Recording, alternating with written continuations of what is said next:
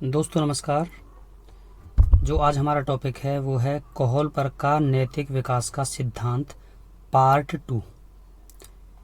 तो पार्ट 1 में दोस्तों मैंने ये चीज़ें करा दी थी। जो पार्ट 1 में नैतिकता के बारे में और जो प्री कन्वेंशनल स्टेज है ये और इसके 2 लेवल मैंने पार्ट 1 में ये करा दिए हैं। आज पार्ट 2 में मैं number 2 conventional stage, number 3 post conventional stage कराऊंगा। 2 में ये कराऊंगा और 3 में ये कराऊंगा। तो आज जो है आज इनको कराऊंगा और प्लस में कोहलबर्ग के सिद्धांत की आलोचना भी कराऊंगा। तो बहुत बहुत इम्पोर्टेंट है, बने रहिएगा मेरे साथ। सबसे पहले देखते हैं कन्वेंशनल स्टेज। तो कोहलबर्ग के बारे में बात कर रहे थे। कोहलबर्ग यही कहता है कि बच्चे में नैतिकता जो आती है, कौन सी अवस्था में किस कारण नैतिकता आती है। आपका बच्चा आपको नैतिक दिखाई दे रहा तो कैसे दिखाई दे रहा है। कन्वेंशनल स्टेज में जो नैतिकता आएगी वो आएगी, यानी कि ये कन्वेंशनल स्टेज है, इसके 2 लेवल हैं। देखते हैं। नंबर 1 प्रशंसा की अवस्था। तो कोहलबर्ग कहता है कि यहाँ बच्चा ना, अगर बच्चा आपका नैतिक दिखाई देगा, नैतिकता का काम करेगा, तो वो प्रशंसा के कारण करेगा। प्रशंसा के कारण कैसे? कि अगर मैं ये काम करूंगा ना तो मेरी सब प्रशंसा करेंगे, मेरी सब बड़ाई करेंगे, सब मुझे अच्छा कहेंगे। तो कहने का मतलब प्रशंसा के कारण उसमें नैतिकता दिखाई देती है। ये कोहलबर्ग कहता है इस बात को। दूसरा कहता है सामाजिक व्यवस्था के प्रति सम्मान की अवस्था। यहाँ समाज के प्रति सम्मान दिखाई देता है बच्चे में, इसलिए वो समाज का बार बार रेस्पेक्ट करता है। माता पिता कहते हैं कि बेटा शादी करनी है, अरेंज मैरिज करनी है, तो बच्चा मान जाता है। क्यों? क्योंकि वो ये समझता है कि ये सारे नियम समाज ने बनाए हैं, तो हमें समाज के नियमों का पालन करना चाहिए।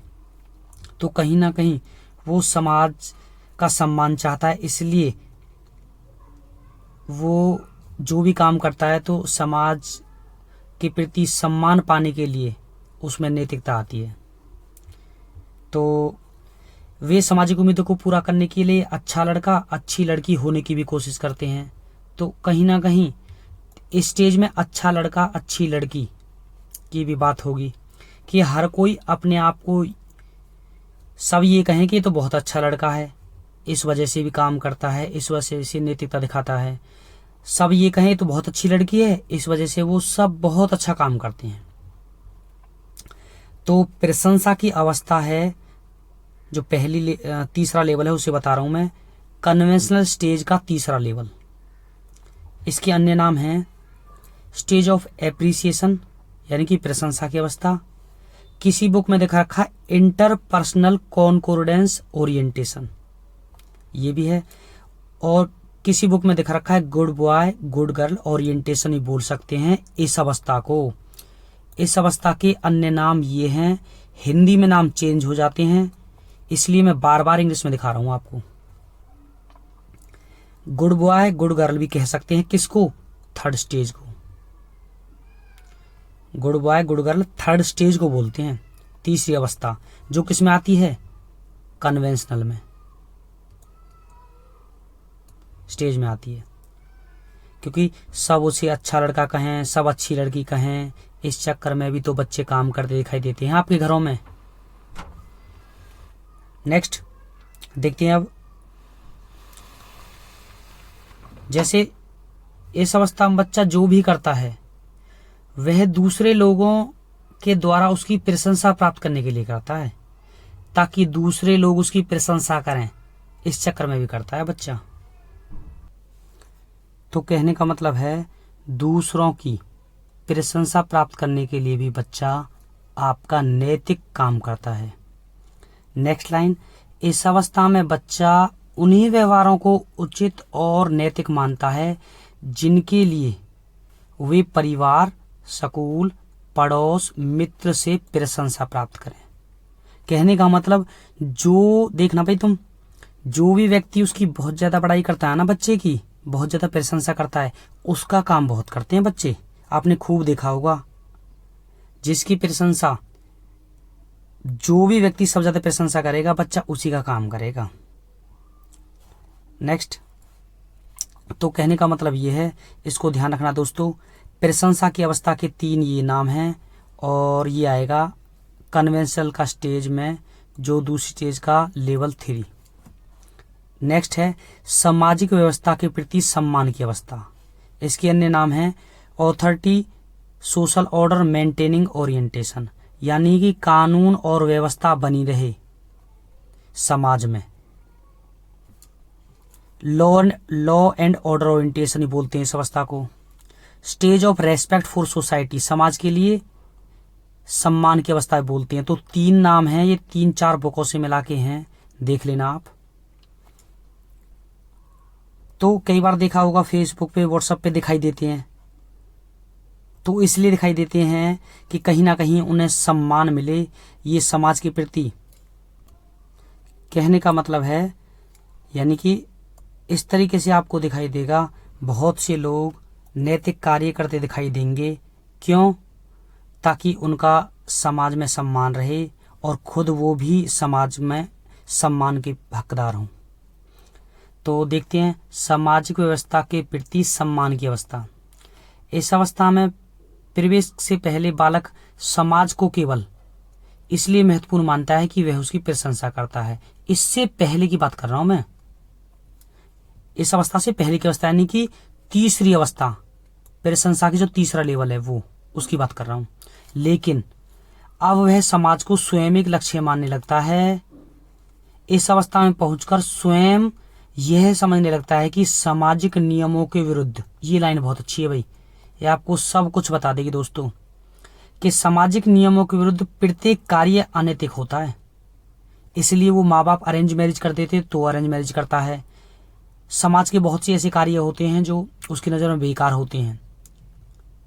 तो कहने का मतलब ये है, सामाजिक नियमों के विरुद्ध प्रत्येक कार्य अनैतिक होता है। समाज वाले क्या सोचेंगे यह सोचकर वह नैतिक काम करता है। ये बहुत अच्छी लाइन है, ये होगी चौथी।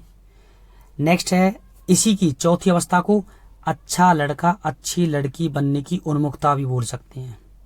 अभी थोड़ी देर पहले दिखाया था ये हालांकि ये तीसरी में आएगा भाई, ये तीसरी लेवल है, लेवल 3 का, कन्वेंशनल का तीसरा लेवल है।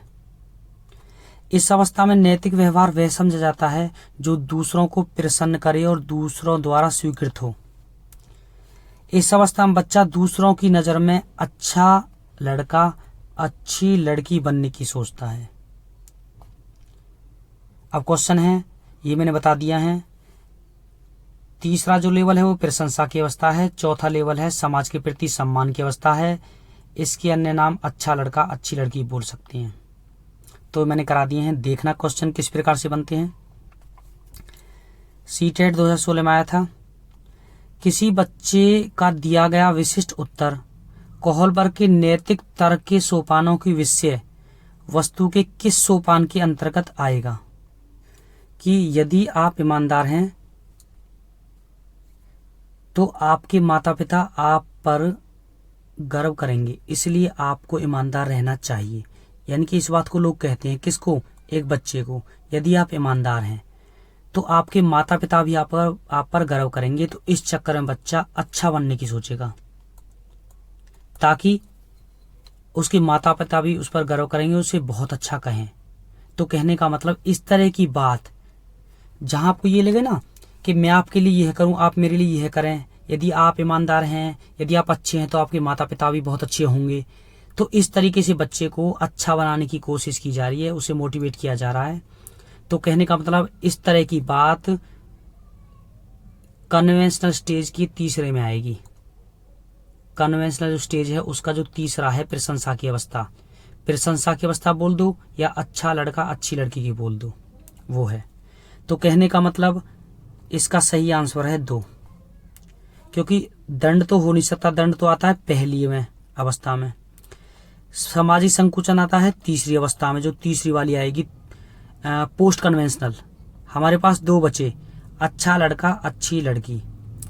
कानून और व्यवस्था ये भी गलत है, कानून व्यवस्था का मतलब है क्लास में बिना शोर मचाए, बिना टीचर की उपस्थिति के अगर आप बहुत अच्छा काम करते हो तो एक मेंटेन होता है, लॉ एंड ऑर्डर मेंटेन रखते हो आप।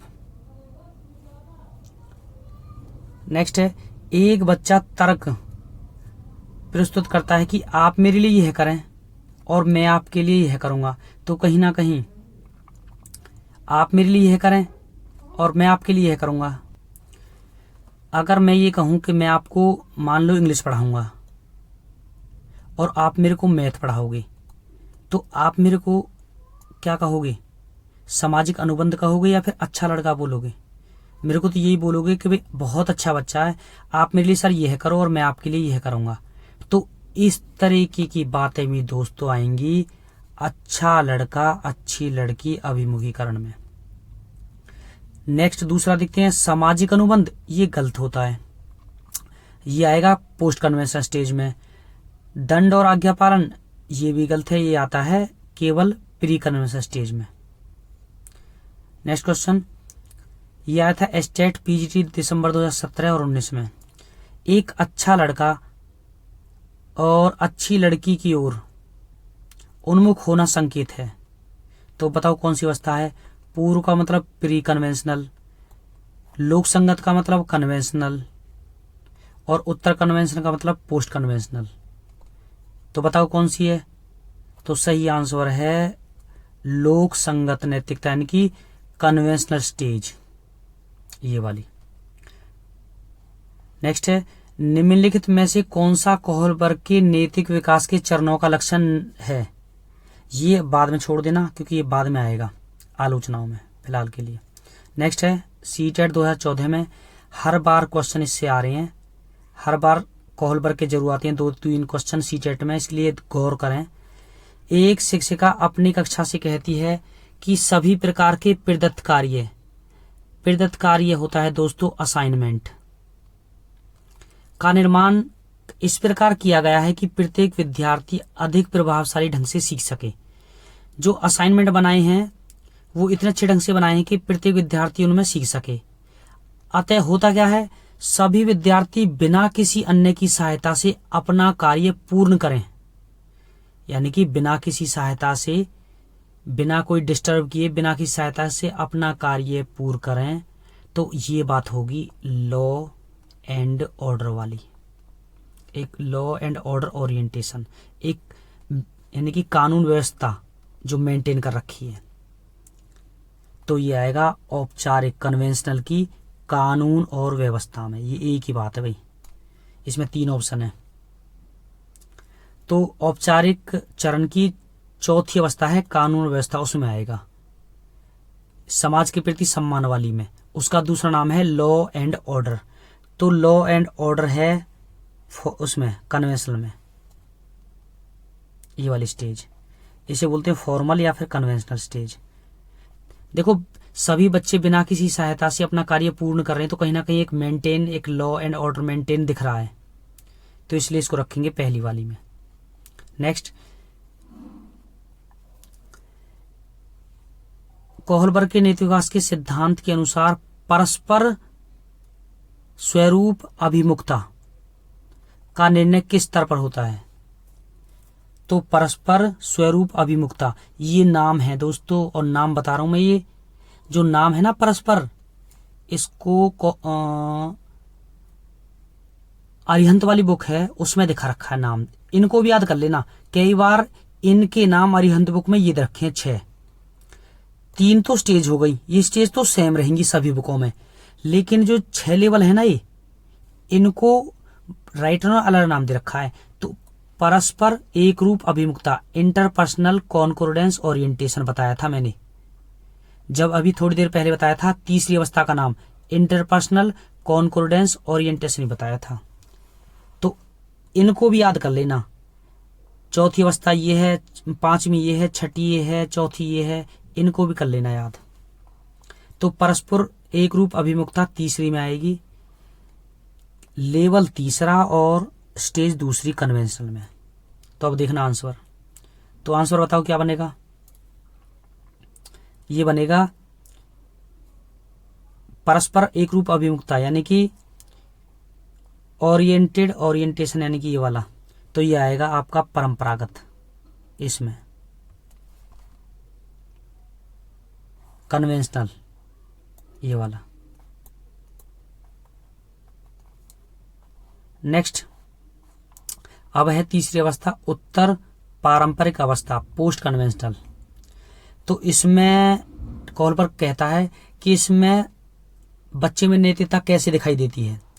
तो सामाजिक समझौते की अवस्था, ये सामाजिक समझौते की अवस्था है, समाज के और लोगों के बीच एक समझौता है। इससे पहली जो अवस्था आई थी वो थी समाज के प्रति सम्मान की अवस्था, कभी कंफ्यूज हो जाओ, यहाँ समझौते की अवस्था है। विवेक की अवस्था, इसमें जो दो लेवल हैं ये हैं सार्वभौमिक नीति सम्मत सिद्धांतों पर आधारित नैतिक चिंतन, ये भी है इसका अन्य नाम, जो ये अवस्था है इसका अन्य नाम ये भी है, यानी कि इंग्लिश में बोलते हैं यूनिवर्सल एथिकल प्रिंसिपल ओरिएंटेशन, इस तरीके से नाम है। तो एक एक करके पढ़ेंगे। पहली है सामाजिक व्यवस्था के प्रति अवस्था, तो इसका अन्य नाम है social contract legalistic orientation, legalistic, सामाजिक समझौते की अवस्था, ये एक ही नाम है इसका, कई बुकों में से एक ही नाम दिखाई दे रहा है, यानी कि ये समाज का और व्यक्ति के बीच का समझौता है। जो भी काम करता है बच्चा वो समझौते के तहत करता है कि समाज हमारे लिए बहुत करता है और हमें भी, हमारा भी फर्ज बनता है कि हम भी समाज के प्रति कुछ करें। इस अवस्था में व्यक्ति यह मानने लगता है कि व्यक्ति को सामाजिक नियमों का पालन करना चाहिए, क्योंकि समाज हमारे हितों की क्या करता है, रक्षा करता है, और हमारा दायित्व तो बनता है कि हम समाज के नियमों का पालन करें। इस बात का ध्यान रखना है आपको। दूसरी बुक में क्या दिखा रखा है, अगर व्यक्ति समाज के नियमों का पालन नहीं करता तो व्यक्ति और समाज के बीच का समझौता टूट जाता है। अतः अपने नियमों, परंपराओं, कानूनों के द्वारा समाज व्यक्ति को स्वतंत्रता, अधिकार और सुरक्षा देता है। कौन देता है? समाज। इसलिए हमें समाज के नियमों को मानना चाहिए, फॉलो करना चाहिए। ये होता है इस अवस्था में। नेक्स्ट है भाई विवेक की अवस्था, लेवल थोड़ा और ऊपर पहुंच गया नैतिकता का। अब देखते हैं इसमें क्या होता है। इसके नाम है यूनिवर्सल एथिकल प्रिंसिपल ओरिएंटेशन, सार्वभौमिक नीतिपरक उन्मुक्ता की अवस्था बोलते हैं इसका दूसरा नाम ये है। इस अवस्था में बच्चे में विवेक पैदा हो जाता है। मान लो ये बुरा व्यक्ति है और ये अच्छा व्यक्ति है। कई बार हम सोचते हैं ये काम बेकार है, हमारी आत्मा जरूर बोलती है बेकार काम करने से पहले, लेकिन यहाँ फिलहाल उसका खुद का विवेक होता है। यहाँ समाज की वैल्यू नहीं रखता है, समाज के हिसाब से कोई बात गलत है या सही है, इट डजेंट मैटर, इससे कोई मतलब नहीं है फिलहाल इसको। फिलहाल इस अवस्था में कोहलबर्ग कहता है इस अवस्था में उसके खुद के निर्णय होते हैं, आंतरिक निर्णय होते हैं। तो इस अवस्था में वो खुद ही निर्णय लेता है अपने। तो दोस्तों देखते हैं, इस अवस्था में व्यक्ति में विवेक पैदा हो जाता है, अच्छे बुरे का ज्ञान हो जाता है, वास्तविक अवास्तविकता ज्ञान हो जाता है। व्यक्ति के अच्छे बुरे, उचित अनुचित आदि विषयों पर स्वयं के निर्णय होते हैं, स्वयं के विचार विकसित हो जाते हैं। तो सबसे अच्छी जो लाइन है ना उसमें ये है स्वयं के विचार, ये वाली। और व्यक्ति के नैतिक विकास का एकमात्र आधार विवेक ही बन जाता है। इस अवस्था में व्यक्ति नियमों का पालन स्वयं के दृष्टिकोण से प्रेरित होकर करने लगता है। ध्यान रखना ये इंपॉर्टेंट है। इस अवस्था में वह नियमों की व्यवस्था को भी चुनौती देने लगता है। जैसे बता रहा हूं मैं, मान लो एक एक्सीडेंट हुआ पड़ा है और एक लड़का है और उसके पास उसका पिताजी है, थोड़ा सा बड़ा बूढ़ा व्यक्ति। वो कहता है कि पिताजी हम इसको ना अस्पताल ले जाते हैं। लड़का कहता है, लेकिन पिताजी कहता है कि नहीं बेटा ऐसे मत करो, फंस जाओगे, पुलिस पकड़ लेगी।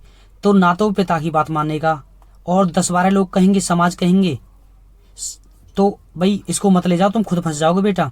तो फिलहाल समाज की बात नहीं मानेगा, उसके खुद के निर्णय लेगा कि भी मुझे अच्छा लग रहा है, मैं इसको ले जाऊंगा, इसकी जान बचाऊंगा, बेशक समाज कुछ भी कहे।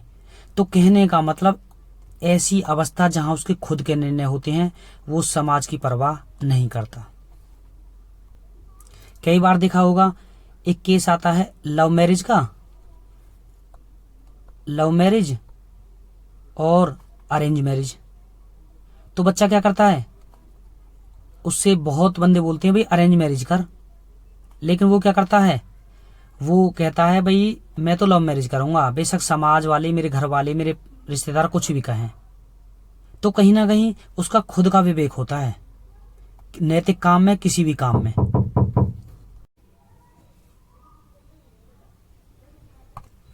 तो दोस्तों क्वेश्चन है, कोहलबर्ग के नैतिक विकास के सिद्धांत के अनुसार बच्चा जो होता है निम्न में से किस अवस्था में लोगों की आशा तथा इच्छाएं पूरी करने के संदर्भ में, यानी कि कहने का मतलब ये है उसको लोगों की इच्छाएं भी पूरी करनी है, आशाएं भी पूरी करनी है, लोगों को उम्मीद है उस बच्चे से, तो ऐसे में वो सही और गलत का निर्णय लेता है।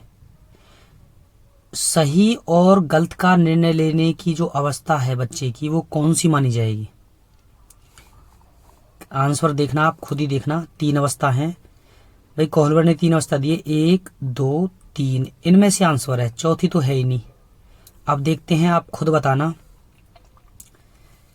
यह है आपका विवेक की अवस्था जो आती है पोस्ट कन्वेंशनल में, पोस्ट कन्वेंशनल की तीसरी स्टेज में आती है, तीसरी में। तो ये कहता है इस अवस्था में बच्चे में, व्यक्ति में विवेक पैदा हो जाता है और व्यक्ति के अच्छे बुरे, उचित अनुचित आदि विषयों पर स्वयं के व्यक्तिगत विचार विकसित हो जाते हैं और व्यक्ति के नैतिक विकास का एकमात्र आधार विवेक ही बन जाता है। तो कहने का मतलब जब व्यक्ति के अंदर विवेक आ जाता है और ऊपर देखना, इस अच्छे बुरे की पहचान, उचित अनुचित, वास्तविक अवास्तविकता के बीच में अंतर करने लगता है, तो ऐसे नैतिक बच्चे को हम रखेंगे कौन सी में? तीसरी स्टेज में, तीसरी अवस्था में। तीसरी अवस्था है उसकी विवेक वाली अवस्था में। यहां जो छठा दिखा रखा है ना, ये तो केवल तीसरे की छठा लेवल है। तो कहने का मतलब क्या हुआ? कहने का मतलब ये हुआ कि जब बच्चा सही और गलत का निर्णय लेना शुरू कर देता है तो उसको मानते हैं हम तीसरी अवस्था। नेक्स्ट क्वेश्चन, आप एक शिक्षिका या शिक्षक के रूप में रैगिंग और धमकाने के सख्त विरोधी हैं। आप टीचर हो, आप नहीं चाहते रैगिंग हो, तो इस संदर्भ में विद्यालय में पोस्टर लगवाते हैं और समिति बनवाते हैं और आपसे जुड़ने वाले किशोर, यानी कि आपसे जुड़ने वाले जो और लड़के हैं वो शामिल हो गए, जो आपको कहते हैं भाई अच्छा कर रहे हो। तो जो इस विचार के दृढ़ विश्वासी हैं, जो बच्चे जुड़े, तो निम्नलिखित में से किस स्तर पर होंगे? तो ऐसे बच्चे को कौन से स्तर में रखोगे? जो 6 लेवल हैं, कोहलबर्ग की 3 स्टेज हैं और 6 लेवल हैं, तो ऐसे बच्चे को कौन सी स्टेज में रखोगे? पहला कन्वेंशनल, दूसरा प्री कन्वेंशनल, तीसरा पोस्ट कन्वेंशनल। तो कहने का मतलब जब बच्चा दृढ़ विश्वासी हो जाता है, जब समाज के बहुत अच्छे निर्णय लेने लगता है, जब अच्छे निर्णय लेने लग जाए ना, तो ऐसे बच्चे को हम रखेंगे पोस्ट कन्वेंशनल में, जब उसको उचित अनुचित का पता लग जाए, विवेक पैदा हो जाए। क्योंकि आप मान लो पारंपरिक अवस्था को मान लो कन्वेंशनल, तो कन्वेंशनल में तो बच्चा प्रशंसा के कारण ही काम करता है, इंसेंटिव चाहिए उसे, इसलिए जो सही आंसर बनेगा वो बनेगा 3। नेक्स्ट क्वेश्चन, निम्नलिखित वर्णों को पढ़िए और कोहलबर्ग के नैतिक विकास, नैतिक तर्क की अवस्था को पहचानिए। वर्ण ने अंतःकरण के स्वयं चयनित नैतिक सिद्धांतों के द्वारा सही कार्य परिभाषित किया जाता है। यानी कि एक बच्चा जो स्वयं के चयनित,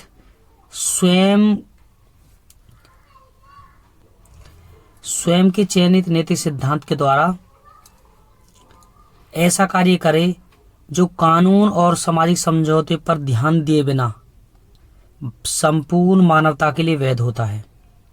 तो कहने का मतलब यहाँ मानवता सामाजिक समझौते पर ध्यान नहीं दे रहा। देखो, सामाजिक समझौते से मतलब नहीं है, जो उसे स्वयं अच्छा लगेगा वो ही काम करेगा, उसके निर्णय अपने खुद के होंगे और ऐसे निर्णय लेगा स्वयं से जो संपूर्ण मानवता के लिए वैध होते हैं। जैसे मैंने बताया था, ये लाइन है ना, जो इस अवस्था में बच्चे में विवेक पैदा हो जाता है और व्यक्ति के अब अच्छे उचित अनुचित विषयों पर स्वयं, इसकी गौर करना भाई, स्वयं के व्यक्तिगत विचार विकसित हो जाते हैं और व्यक्ति के नैतिक विकास का एकमात्र आधार विवेक ही बन जाता है।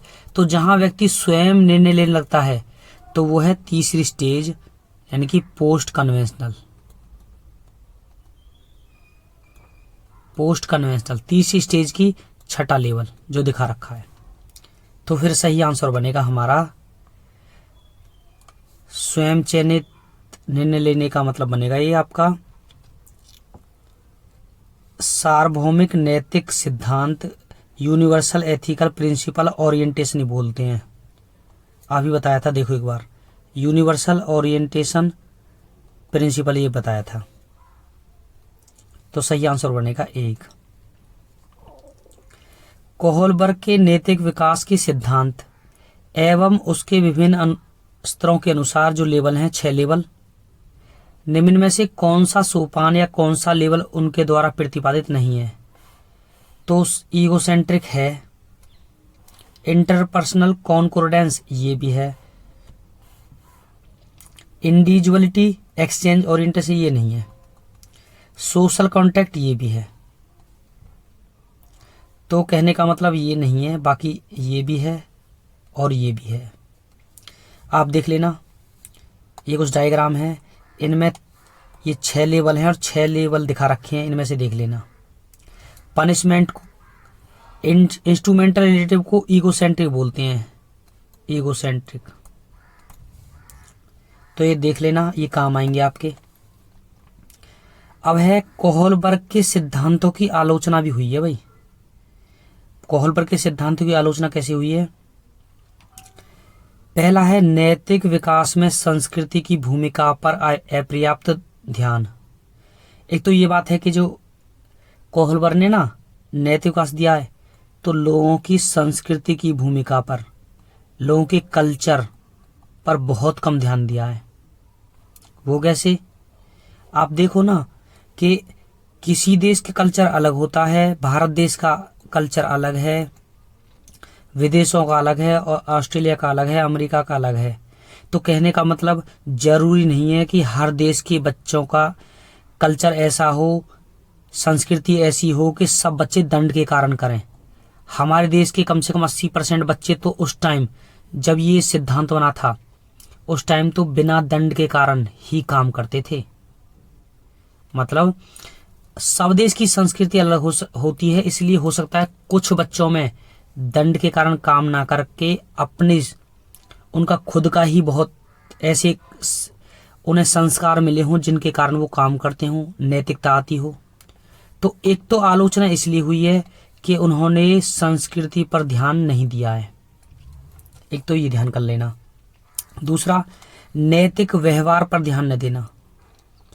व्यवहार का मतलब ऐसा नहीं है उसने, कोहलबर्ग ने हर देशों में जाके लोगों के नैतिक व्यवहार को देखा हो कि भारत के बच्चे में कैसे नैतिकता आ रही है, कोई रिसर्च किया हो, व्यवहार देखा हो, 1 आध साल तक किसी बच्चे 10-15 बच्चों का पीछा किया हो, कैसा कैसा व्यवहार कर रहे हैं भारत के बच्चे, अमेरिका के बच्चे, दक्षिण अफ्रीका के बच्चे। तो उन्होंने व्यवहार पर ध्यान नहीं दिया। केवल बताता हूं मैं, कुछ हर देश की नैतिकता की कहानी ले ली सच्ची वाली और उनको पढ़ा, और उनको पढ़ के इसने कोहलबर्ग ने थ्योरी बनाई अपनी नैतिकता की। अब उन कहानियों में, जो हर देश की नैतिकता की कहानियों, उनमें कितनी सच्चाई है इसका भी वो आंकलन नहीं किया कि कितनी सही बात है, कितनी शुद्धता है। एक ये हुआ उसके सिद्धांत की आलोचना। एक है तीसरा, इस सिद्धांत में लिंग पूर्वाग्रह, जेंडर बायस भी है। अब तुम कहोगे जेंडर बायस क्या होता है? तो जेंडर बायस का मतलब होता है कोहलबर्ग ने पहल विभिन्न तरह के नैतिक दुविधा का निर्माण, जो नैतिक दुविधा में हिंज फंस जाता है, स्टोरी बताई थी कि या तो उन्होंने सिर्फ जांच पुरुषों पर की है। एक इसलिए भी दिक्कत है कोहलबर्ग की कि सब ये सोचते हैं, कहने का मतलब ये है कि कोहलबर्ग की ये भी आलोचना है कि उसने अपनी जांच पुरुषों पर की है। केवल जब भी कोई स्टोरी ली है तो पुरुष लिए हैं, स्त्री नहीं ली। जबकि नैतिकता सिखाने वाली, कल्चर सिखाने वाली लेडीज होती है, पुरुष इतने नहीं होते। 80% रोल लेडीज का होता है नैतिकता सिखाने में।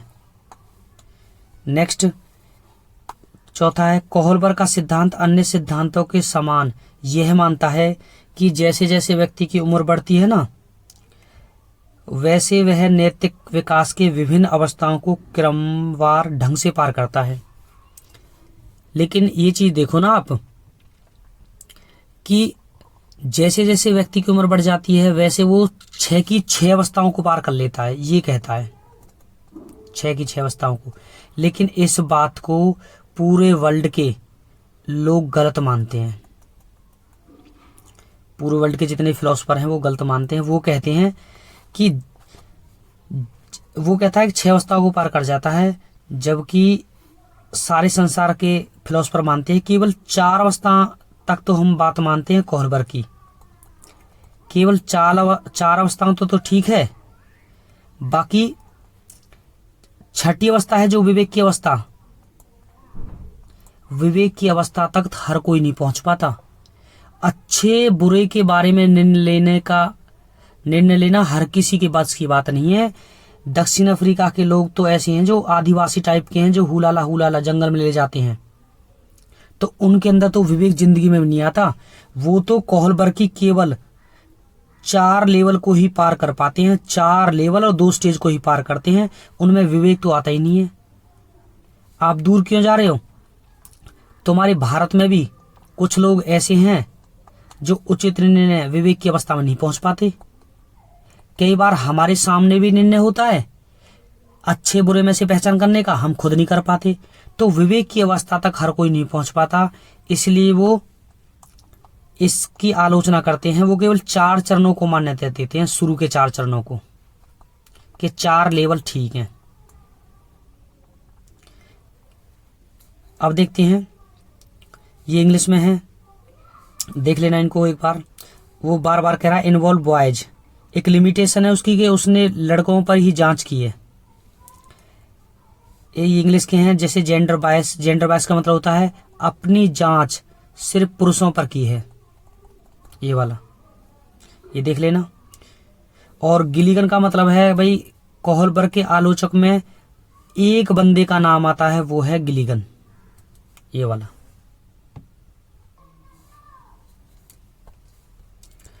अब क्वेश्चन जो बनते हैं वो ये बनते हैं कोहलबर्ग की आलोचना के कि दुनिया में विभिन्न संस्कृतियों में नैतिक विकास कोहलबर्ग से पता चलता है कि इस सिद्धांत के लिए नंबर पहला है, इस सिद्धांत के लिए कोई सार्वभौमिक समर्थन नहीं है। गलत, क्योंकि शुरू के जो 4 चरण हैं, 4 लेवल हैं, उनके लिए तो पूरे संसार में मान्यता दे रखी है। इसलिए इस सिद्धांत के लिए कोई सार्वभौमिक समर्थन नहीं है। सार्व का मतलब सभी और भौमिक का मतलब भूमि, पूरी भूमि पर समर्थन नहीं है, ये गलत है। 4 चरणों को माना गया है कि 4 चरण बिल्कुल सही हैं। फिर नंबर 2 पे आते हैं, सिद्धांत की सार्वभौमिकता के मामले में परस्पर विरोधी परिणाम है। सिद्धांत की सार्वभौमिकता के पूरे संसार में 4 चरणों को मान्यता है, इसके मामले में परस्पर विरोधी परिणाम है, ये भी गलत है। क्यों? क्योंकि ऐसा नहीं है कि किसी फिलोसफर ने कहा हो, साइकोलॉजिस्ट ने कहा हो कि मैं 2 चरणों को मान्यता देता हूं, किसी ने कहा हो मैं 3 चरणों को मान्यता देता हूं, किसी ने कहा कि मैं 4 चरणों को मान्यता देता हूं। ये गलत है, क्योंकि लगभग सभी ने 4 चरणों को मान्यता दी है। इसलिए किसी भी साइकोलॉजिस्ट में कोई भी परस्पर विरोधी परिणाम नहीं है। आपस में इस मुद्दे को लेकर किसी के अंदर भी खींचातानी नहीं है। नेक्स्ट है, पहले 4 चरणों की सार्वभौमिकता के लिए समर्थन मिलता है। बिल्कुल सही है भाई, ये बता दिया पूरे संसार में 4 चरणों की सार्वभौमिकता, सारी की सारी भूमि पर के लिए समर्थन मिलता है। बिल्कुल ठीक है। 4 चरण जानते हो आप कौन से होते हैं? 4 चरण में पहला था आपका, जैसे कन्वेंशनल के 2 लेवल हैं।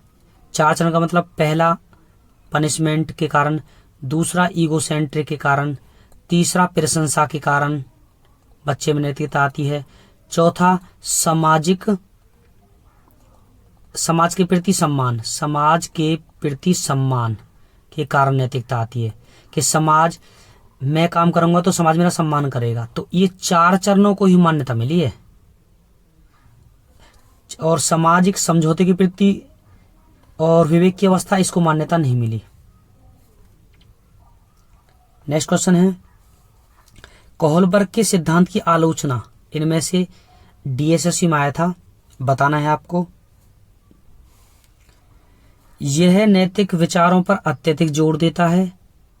बिल्कुल ठीक बात है, नैतिक विचारों पर अत्यधिक जोर देता है।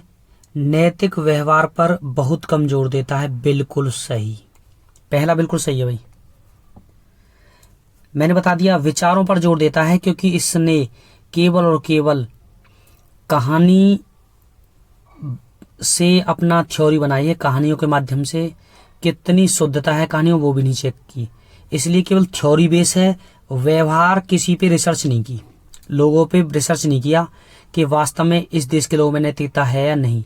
पहला सही। अब देखते हैं दूसरा, कोहलबर्ग की कहानियों की शुद्धता, जो किताबों से कहानियों से कोहलबर्ग ने थ्योरी लिखी है, उनमें कितनी शुद्धता थी, वास्तव में कितनी सच्चाई थी, इसको भी अंकित करना, इसका भी मूल्यांकन करना बहुत मुश्किल है। कि जो कहानियों से बनाई है वो कहानी कितनी सच्ची थी, इसका भी अंदाजा लगाना मुश्किल है। इसलिए ये बात भी सही हुई कोहलबर्ग की। अब तीसरी बात देखते हैं, इसमें पूरी तरह से संस्कृति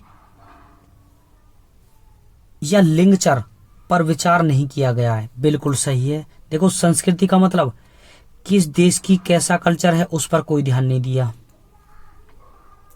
ये बिल्कुल सही है। या लिंगचर पर विचार नहीं किया गया, मतलब लिंगचर पर विचार नहीं किया गया। क्यों? लिंगचर पर विचार करता तो अपने रिसर्च में पुरुष व स्त्री दोनों को लेता, जबकि इसने केवल पुरुषों पर ही काम किया है, इसलिए ये भी सही है।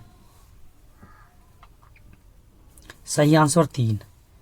तो इसका मतलब उपरोक्त सभी आंसर बनेंगे सही, जो आंसर बनेगा। नेक्स्ट क्वेश्चन, लॉरेंस कोहलबर्ग के नैतिक तर्क के सिद्धांत की अनेक बातों के लिए आलोचना की जाती है। ठीक बात।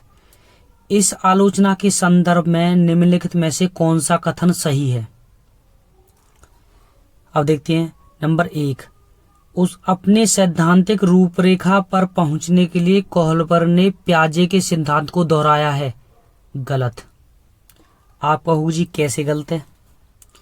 मैंने कई बार बता दिया, कोहलबर्ग ने प्याजे के सिद्धांत को केवल मॉडिफाई किया, थोड़ा सा दोहराया नहीं है। ऐसे नहीं है जो कोहलबर्ग के 6 चरण हैं वही प्याजे के 6 चरण हैं। प्याजे के 3 चरण हैं, वो बिल्कुल अलग हैं, 2 चरण पढ़ा दूंगा मैं आपको। दोहराया नहीं है, रिफाइंड किया, रिफाइंड थोड़ा सा मॉडिफाई किया है। कोहलबर्ग का ज्यादा प्रसिद्ध हुआ है, प्याजे का नहीं हुआ। तो कहने का मतलब पहला क्वेश्चन गलत है। दोहराया शब्द आए तो दोहराया नहीं है, एज इट इज लागू नहीं किया। अब देखते हैं नंबर 2, कोहलबर्ग ने नैतिक तर्क के प्रत्येक सोपान के लिए विशेष उत्तर नहीं दिया। ये भी गलत है भाई। 6 सोपान है, 6 लेवल है, और 6 लेवल के लिए हर एक में उत्तर दिया है। आप कहोगे जी कैसे उत्तर दिया है? देखो, पहली अवस्था में प्री कन्वेंशनल में उसने कहा है कि बच्चे में नैतिकता दंड के कारण और पुरस्कार के कारण आती है। दूसरी कन्वेंशन स्टेज में कहा उसने कि बच्चा जो भी काम करता है, जो भी नैतिकता आती है तो प्रशंसा के कारण आती है और समाज में सम्मान के प्रति आती है। तीसरी अवस्था है पोस्ट कन्वेंशनल, उसमें उसने कहा है कि बच्चे में इस टाइम विवेक पैदा हो जाता है और उस हिसाब से वो नैतिक निर्णय लेता है। तो कहने का मतलब क्या हुआ? कहने का मतलब ये हुआ कि इस अवस्था में प्रत्येक सोपान के लिए उसने उत्तर दिया है। बेशक 4 चरणों को मान्यता मिली है पर उत्तर तो सबका दिया है। इसलिए प्यारे बच्चों, दूसरा भी गलत। और हमें पूछा क्या है, सही कौन सा है? कोहलबर्ग का सिद्धांत बच्चों के प्रत्युत्तरों पर ध्यान केंद्रित नहीं करता, ये भी गलत। भाई बच्चों के प्रत्युत्तरों पर उसने उत्तर दिए हैं, पहले लेवल के उत्तर दिए हैं, दूसरे लेवल के उत्तर दिए हैं, अभी बताया मैंने, ये भी गलत है। कोहलबर्ग ने, चौथा देखते हैं, कोहलबर्ग ने अपने अध्ययन को मूलतः पुरुषों के नमूने पर आधारित रखा है, ये ठीक है, कई बार बता दिया। उसने केवल जांच की है पुरुषों पर, नमूने पुरुषों के लिए हैं।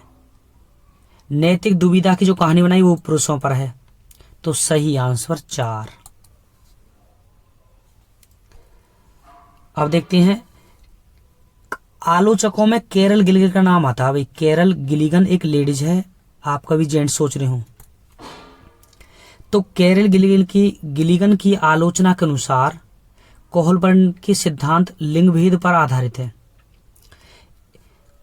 कैरल गिलिगन ने केवल एक ही बात कही, गिलिगन ने, कि इसने केवल जांच पुरुषों पर की है।